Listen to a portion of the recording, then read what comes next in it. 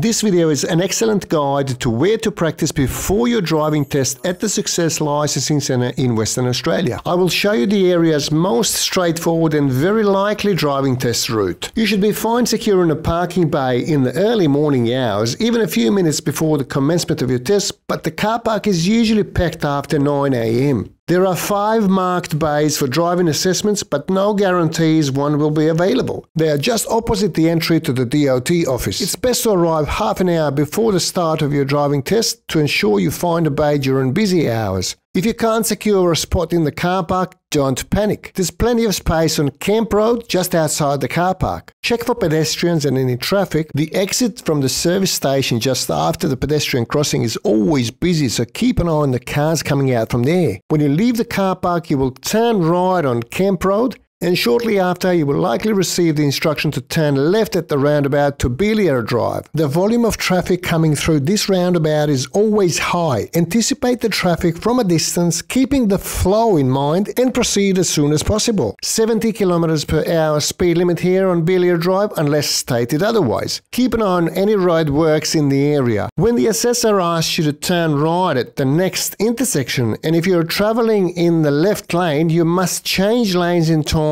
and do all the relevant checks. I will link the video explaining how to change lanes and merge correctly. When you drive into the slip lane here, enter as soon as the lane starts. Otherwise, you must check your blind spot if you miss it by a few meters. Also, don't slow down before you enter the turning lane unless there's congested traffic in front of you. This slip lane is about 80 meters long, so don't rush jumping on the brake because you don't want to hold up anyone proceeding straight ahead. Pay attention to the white four-wheel drive for a moment. First, wait until that vehicle clears enough space before you commit to turning. Watch your timing to avoid getting stranded in the middle of the path of oncoming traffic. I will link the video explaining that. When you turn right to Dunraven Drive, you can expect to do the exercise left something behind. Be aware of your speed if your assessment is between 7:30 and 9 a.m. or 2:30 to 4 p.m. on school days. There are a few school zones in this pocket. Dunraven Drive becomes Osprey Drive after you cross Yangebup Road. Assessors often take candidates to turn a loop only a couple of hundred meters from Yangebup Primary School. Stick around for exercise left something behind.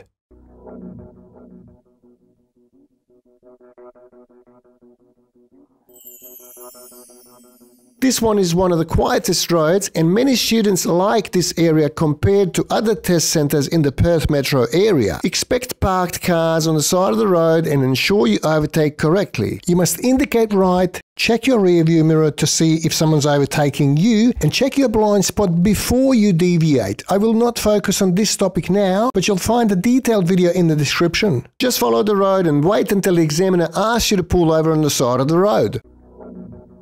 As soon as you receive the instruction to stop on the side of the road, start planning. Indicate well before you stop. Avoid stopping near bus stops, intersections and blind bends. Also, don't cover fire hydrant markings. The rule book says to keep 1 meter clear, but we should allow a bit longer. Fire trucks must have clear access to fire hydrants, and even property occupants should not park on the top of them. When the examiner prompts you to drive off, do the necessary indication and checks and generate speed, because you don't know when you will receive the instruction to turn around and return to the same address. So remember, don't slow down until you receive the instruction to come back. When you do, indicate promptly and pick the best available option. This time, we're using a side street to make a U-turn. Don't expect any other communication from the examiner. You shouldn't understeer when you're making a U-turn on a side street. Don't over-accelerate because you're going to lose control. And also, when you get to this point, make sure you give way because you no longer have priority on this street. I will link the playlist on the exercise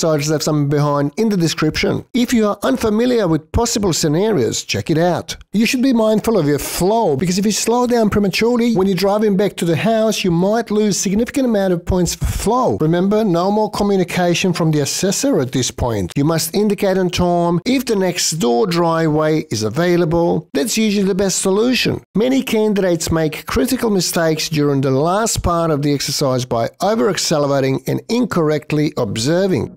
The most common fail is for poor observation when you're doing the exercise, left someone behind. If you miss something that's coming towards you, that would be an immediate fail. Check your rear window frequently, and as soon as you intercept the vehicle coming towards you, stop and freeze. Use a side bubble mirror if you have one. They are inexpensive and they do the job. You can see how far from the curb you are, and you can also see when you get parallel. Remember to stop at the same place you started. They're not going to give you any additional instructions.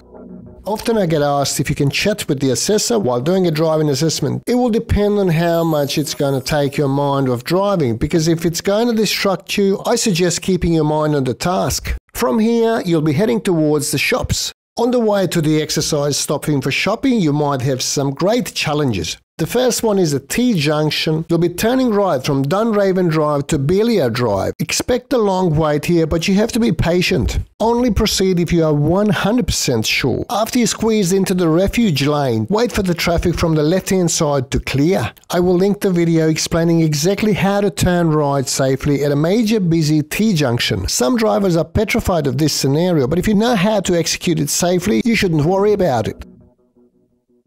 Now we're back on Belia Drive, heading towards the shops where you will do reverse parking. They also may include reverse parallel parking on the way to the shops. At this point in your test, you should think about scoring points for your high-speed driving, not parking, because you may get carried away and exceed the speed limit. You wouldn't believe how many fail for speeding because they think too far ahead. Anticipating roundabouts from a distance will ensure better flow. Your approach to any giveaway intersection will depend on whether you are preparing to stop or getting ready to proceed. I can't stress enough how vital this technique is to score maximum points for flow. If you start to observe late, your decision-making process will be longer, and as a result, you might hold up traffic.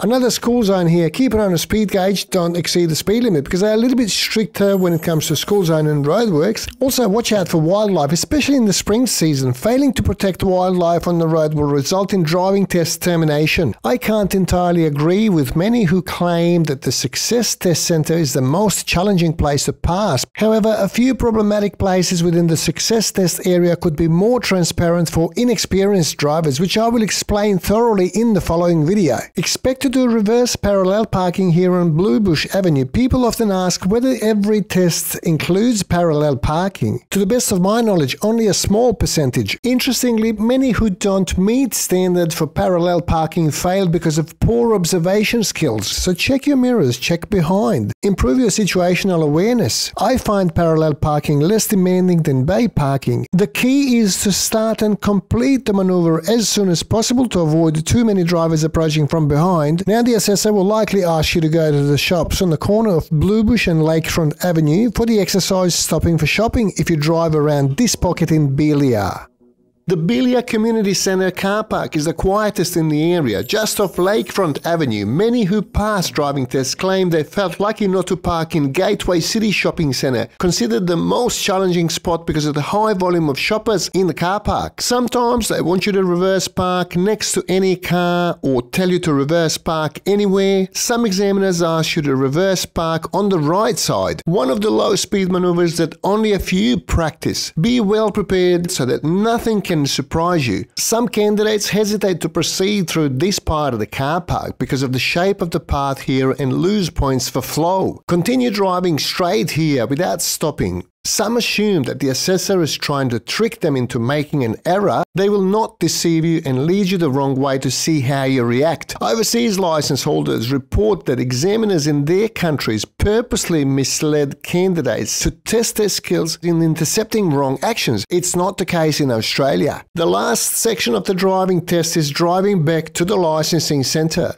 Often test candidates relax if they see that the assessment has taken about half an hour so far and make mistakes due to losing focus. I suggest not celebrating prematurely. Hold the analysis until you park the car at the centre and switch the engine off. On the way back, there's a challenging turn onto Belia Drive and many need help to perform well here, especially during peak hours. Only one vehicle can fit inside the refuge lane, so ensure that the car waiting in there clears before you commit to turning in the middle. if it's safe and clear for you to do so. At this point, if the refuge lane was clear, you still must give way to the vehicle turning right from your left side, because they are turning off the main road and you are entering the main road. Only commit to turning if you will not interfere with the path of oncoming traffic. To perform this maneuver 10 out of 10 times safely, you must take driving lessons from a reputable driving instructor who not only has dual controls fitted in the car but can operate them effectively from the passenger side. If you have the slightest doubt, wait for a better opportunity to clear.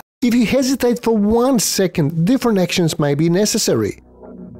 It's the last minute of your driving test at the Success Test Centre. You must still fill out a few boxes before turning off the engine. Assessors will not prompt you to change lanes. In this scenario, they instruct you to turn right shortly but will not mention all the necessary checks and indication, which you must do independently. If you think it's better to remain in the right lane to avoid the hassle later on, it's not, because the right lanes in Australia and the UK are fast lanes. Keep in the left lane when possible. Turning right on Camp Road and soon after back in the test centre car park. Don't forget to anticipate the roundabout traffic from a distance. Keep your focus on signalling correctly and on time, and switch them off if there's a possibility of misleading other road users, such as here when you're passing the service station entry. Remember to re-indicate as soon as you pass the servo, because you can still lose vital points for signalling, even seconds before finishing your PDA. So there you go, the most common driving test route at the Success Centre. Keep an eye on the channel for advice on how to drive better, safer, and of course the top tips on how to nail your driving test. Please subscribe to support my work if you haven't subscribed already. As always, feel free to ask any relevant questions in the comment section below. Thanks for watching, I'll catch you next time.